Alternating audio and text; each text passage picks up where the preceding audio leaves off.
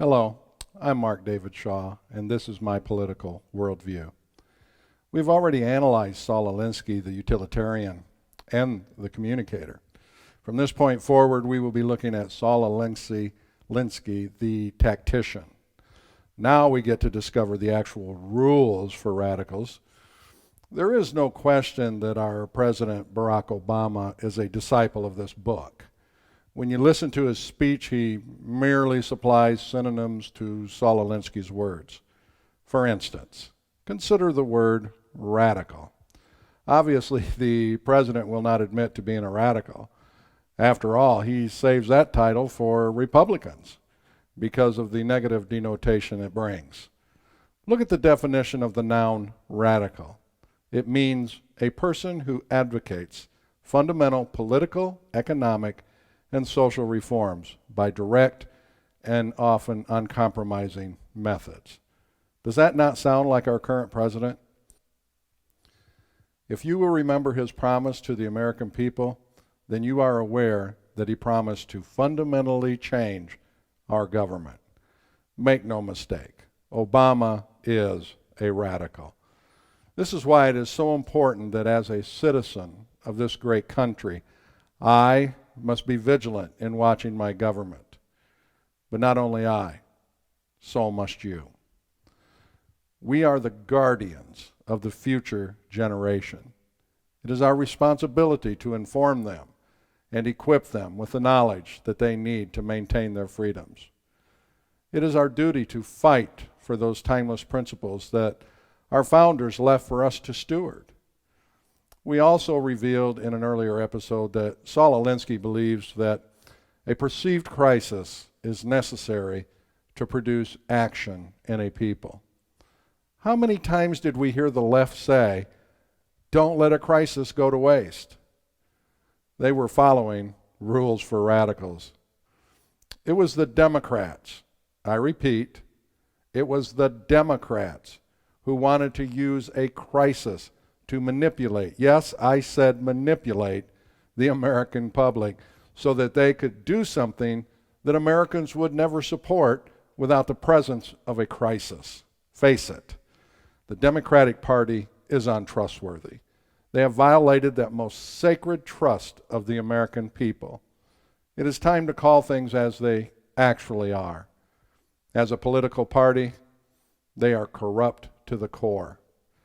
Nevertheless, hold up your head, patriot. We will defeat them. The Alinsky method is flawed, it is immoral, and it is untenable in the long run.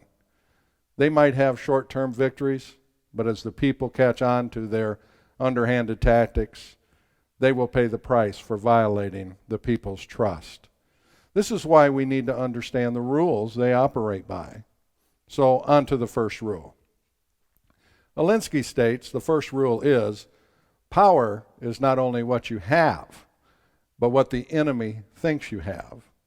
Well, on the surface, there seems to be nothing wrong with this statement. However, if one throws out morality, then anything goes. Keep in mind that the same person that said that said power has always derived from two main sources, money and people. Lacking money, the have-nots must build power from their own flesh and blood. A mass movement expresses itself with mass tactics against the finesse and sophistication of the status quo. The have-nots have always had to club their way, unquote. Any revolution will find it necessary to fight to win. However, not every revolution is based upon moral grounds. To just say that one must win at all costs ignores the principle upon which that fight is waged. When the goal is to grab power, as Alinsky has already admitted, then this begs the question. On what basis do you feel the need to grab that power? And upon what moral foundation are you appealing in your actions? Real power is found in humility and love. Real power is showing the world that you are guided by timeless principles and that you can be trusted to act upon those principles, whether it is friend or foe.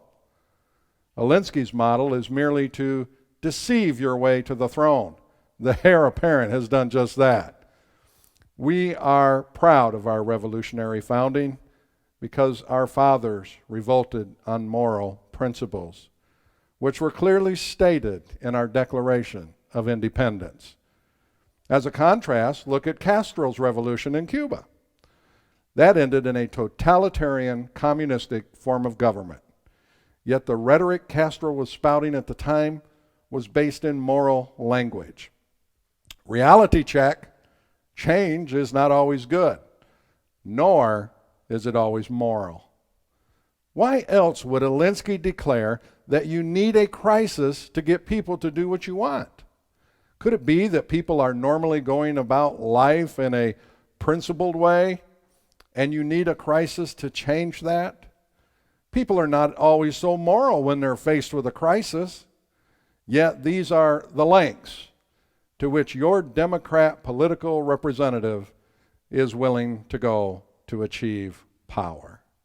They are willing to deceive the American public in order to implement their agenda. I was told that one's representatives were to represent the people, not their own personal wills. I thought that they were supposed to be guided by our Constitution and our Declaration of Independence. I thought that government was supposed to fear the people.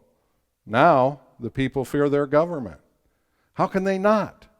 After the Benghazi debacle, the IRS scandal, the NSA revelations, the border crisis, and now the threat of the Ebola virus within our borders.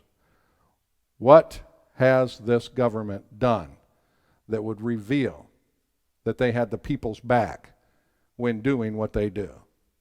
The fundamental basis for civil government is to protect our inalienable rights. If we don't act now, what will come next? Our representatives are proving on a daily basis that they are more concerned with how something looks to the rest of the world rather than the safety of those they represent. Great men and women do not just speak, they act. We can all act. We can all get involved. And trust me, when we all get involved, government will again fear the people. And that is my political worldview. Thank you.